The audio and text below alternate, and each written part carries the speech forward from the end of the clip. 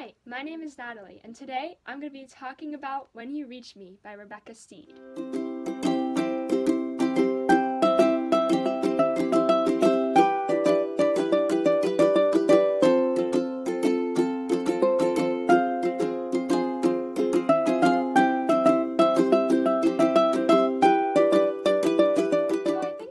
Heard about this book when I heard about the Newbery winning books of the year and was kind of like, okay, this could be an interesting one to read. This is a Newbery winning medal book, as you probably could tell by the front cover when I showed it just a few seconds ago, which means it has an excellence in children reading and an excellence in literature for specifically children. Now, full disclaimer, I read this book within 2 days. It would have probably been 1 day had I not had to go to sleep and I needed my rest, but I probably would have finished it in 1 day. It was extremely captivating, extremely interesting story, and you didn't really understand what was going to happen at the end until you actually got there. And it's kind of a stunning ending. Let me give a basic plot summary about this book. Basically, there is a girl named Miranda who lives in a village that's pretty normal. Not too much occurs there. She goes to school, she walks with her best friend Sal, and they kind of have, a friendly relationship, and it's just all happy-go-lucky, everything's great. But suddenly, her friend Sal stops talking to her and stops walking to school with her, and kind of starts ignoring her, and she doesn't really understand why. She does remember that there was a kid who punched her friend, and it seemed that right after that event, he stopped talking to her. Now, she can't figure out why he would stop talking to her and why he wouldn't be mad at the kid, but that's kind of what the whole story is about. Now, there are some things in the town that are slightly peculiar and weird, just like any town. The only thing is, this slightly peculiar part of the town is pretty much the key to the story. There's a guy who sits on the end of the block who lies underneath his mailbox and is constantly looking up underneath the mailbox. And he just sits there and kind of says weird things all the time, and Miranda can't really figure out why this guy does what he does. Suddenly, after everything with Sal happens, Miranda starts receiving notes. The first of which is, "I am coming to save your friend's life and my own. I ask 2 favors. First, you must write me a letter." And she's kind of like, well, I don't even know who this person is. How am I supposed to know who I'm supposed to write the letter to and what's going on? The craziest thing about this book that you probably wouldn't guess when you first open the cover is that it's a time-traveling book. But you kind of figure this out as it goes along. A lot of this book, in its way of explaining kind of what's happening in the plot, is by using another book, A Wrinkle in Time.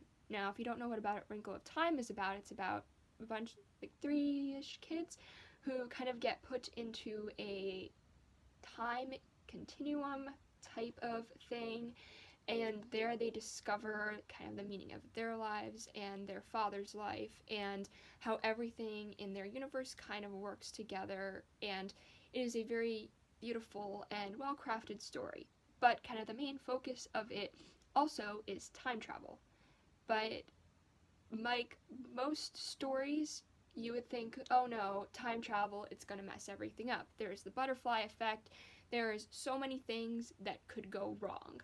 And there's so much that time travel can really mess up in a book, and it really sometimes ruins the plot. I mean, I've read a lot of things that have time travel, and at this point in my life, even though I'm not that old, I've already discovered that I really don't like the time travel stuff. It really turns me off. It really annoys me. I mean, when somebody brings time travel into a book or a movie or anything, and it's just not done right, it really gets on my nerves. One great example of this is the thing that was supposed to be the 8th Harry Potter book, The Cursed Child, in which they basically take the plot of the 4th Harry Potter book and rewrite it so it's a time travel book, which I don't really like.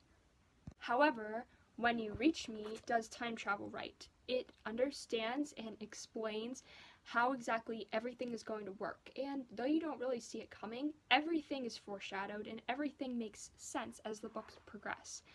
There's a lot of talk about how time travel works, such as time travel is like a watch with little rubies on it, and as it goes around, their time travel is like each of the stones on it, and you can jump from one stone to the other, and it's a continuous circle, not kind of a one path type of thing where you go in the past or you go in the future and then there's the middle ground. No, it's like a circle.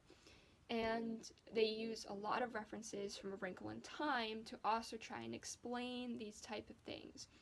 And the whole book is trying to figure out where the notes are coming from and who the letter has to be delivered to. And that's kind of like the big twist ending.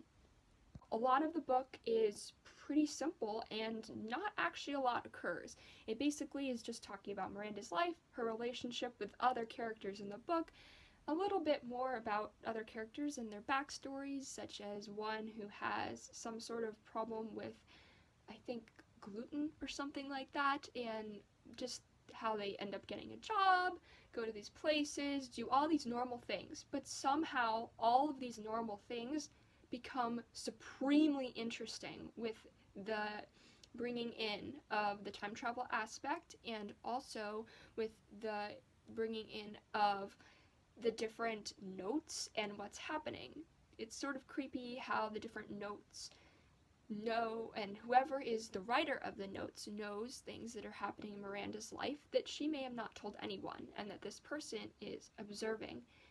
And she kind of just has to figure out who that person is, because it is the key to saving her best friend Sal's life, which she wants to make sure that Sal is protected because he's her best friend. One more interesting thing I'd like to point out is that a lot of the chapters begin with things that, and then fill in something.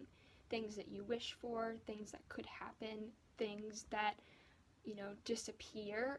It's all kind of mysterious, and in a way, it's almost like a mystery book. So it's like a mystery time travel, but very realistic fiction book, which is kind of like the weirdest genre I've probably ever read, and what made this book so captivating. It definitely deserves its Newbery winning medal, as it is a extremely good and very intriguing story about what it's talking about.